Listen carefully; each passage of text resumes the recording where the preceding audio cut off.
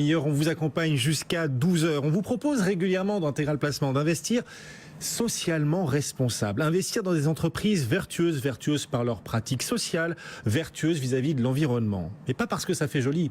Non, on vous propose d'y investir parce que aussi c'est rentable, ça peut vous rapporter de l'argent. On va en parler avec Frédéric Villot qui vient de nous rejoindre, le fondateur de Mediatico. Bonjour Frédéric. Bonjour Guillaume Sondrien. Tiens, il y a une actualité forte en ce moment, c'est la conférence environnementale qui bat son plein à Paris. Quelle est votre analyse à chaud de cette conférence environnementale ? En fait, le grand enjeu de cette 4e conférence environnementale du quinquennat, c'est quand même la cohérence environnementale de la France. Après le succès de la COP21, est-ce que la France est exemplaire ? C'est la question qui se pose. Alors on a vu à l'ouverture un discours de François Hollande plein d'allant, comme toujours, sur ces sujets. Il veut un prix carbone en France sur l'électricité, quitte à ce que ce soit décidé de façon unilatérale et que la France soit le premier pays à s'y engager. Il demande à la Caisse des dépôts et à BPI-France de développer bien davantage les green bonds. Et on aura peut-être même un green bond d'État. Et là aussi, ce serait une première sur la planète. Mais en fait, on n'a pour l'instant rien de neuf sur la biodiversité, on n'a rien de neuf sur la fiscalité écologique. Et puis, on a quand même un gravier dans la chaussure du président de la République, c'est la PPE, la programmation pluriannuelle de l'énergie. En fait, c'est le texte qui traduit la contribution de la France à l'accord de Paris sur le climat. Et dans cette PPE, on voit que le texte est incomplet. D'ailleurs, les ONG, les associations environnementales sont très remontées parce que Ségolène Royal a séparé le volet des énergies renouvelables du volet nucléaire. Les renouvelables, ça a été publié la semaine dernière. Le nucléaire, ce sera au mois de juin. Alors, évidemment, ça permet de lancer tout de suite les appels d'offres en matière d'énergie renouvelable, mais il manque quand même un point d'équilibre. Et ce point d'équilibre, c'est la question de savoir quelle va être la part du nucléaire dans le mix énergétique français. Ah oui. Sauf qu'on a bien vu, la semaine dernière aussi, les difficultés très lourdes financières d'EDF, et c'était peut-être pas le bon moment pour aborder la question du nucléaire. Bon, une impression mitigée face à cette conférence environnementale. On est dans Intégral Placement, Frédéric. Cette conférence, est-ce qu'elle interpelle les investisseurs adeptes d'investissement socialement responsable ? Elle interpelle évidemment les investisseurs responsables pour plusieurs raisons.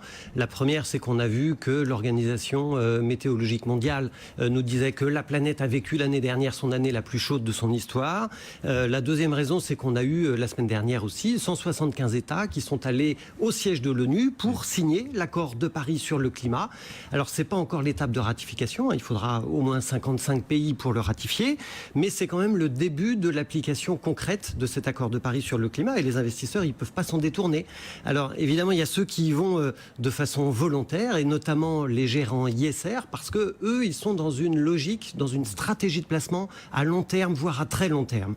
Et puis, il y a d'autres financiers qui sont un petit peu moins allants sur ces sujets, d'où les appels assez pressants des ONG et des pays les plus vulnérables sur la planète, qui disent que la finance doit s'aligner sur l'objectif de réchauffement d'1,5 degré, et non pas 2 degrés, qui disent qu'il faut un prix carbone dans chaque pays, qu'il faut instaurer une taxe sur les transactions financières pour alimenter le fonds vert de 100 milliards de dollars sur le climat.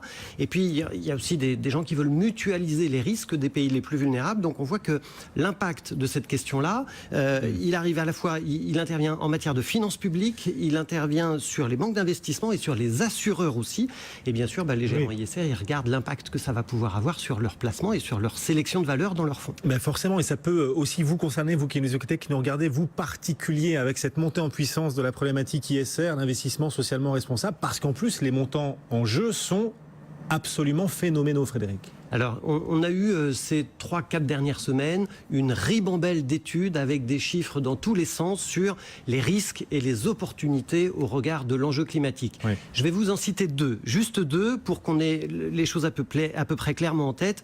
Moody's nous dit par exemple que les grandes banques européennes sont exposées à hauteur de 270 milliards d'euros à la baisse du pétrole. Ce sont des montants considérables. Donc voilà le risque pour les banques européennes.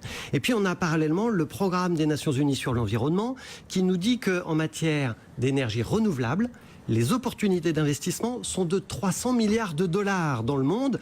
Donc on a d'un côté 270 milliards d'euros, de l'autre 300 milliards de dollars. Donc on voit bien la balance qui peut se faire. Les fonds ISR, évidemment, sont là pour investir. Et dans le monde, il faut savoir que les fonds ISR, ils pèsent 22 000 milliards de dollars d'investissement potentiel. Donc on peut flécher les investissements vers la transition énergétique. Voilà, des chiffres qui donnent le tournis.